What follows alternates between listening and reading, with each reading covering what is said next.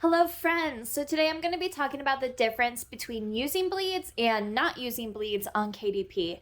Now there isn't that much of a difference, it's very minor, and I'm going to show you. Of course, I always recommend using bleeds with your file.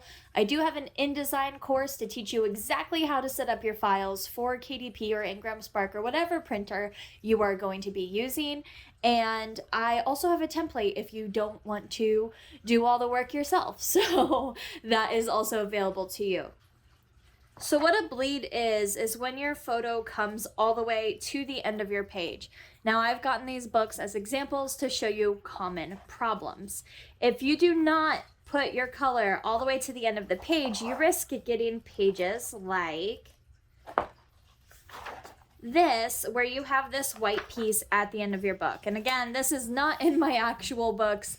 I did not put color in the bleed here, so I could use this as an example. So if you happen to not fill out your bleeds, or if you don't use bleeds, but you want it to go to the end, you do risk having this white border on your pages, which of course doesn't look as nice as a nice clean page. So that's something that you risk. Also, if you don't do bleeds, you risk running a white space in the middle of here. So no matter how much I pull this book apart in the center, I'm pulling pretty hard, I still see color. Now, for example, if I didn't do bleeds and I'm looking at this book, if I pull apart here, I can start to see there's white space. So that is going to be the difference. And this is actually an Ingram Spark book. I just noticed the interior. But the same applies for KDP books. If you pull a little bit in the center without a bleed, you will be able to see this slight little white space here. But again, that's not unless you start pulling like I really did. Otherwise, you're not going to notice that. But it's always better to play it safe than sorry, to where no matter what, if a little kid is holding the book and really giving it some effort, they're just going to keep seeing color down in there.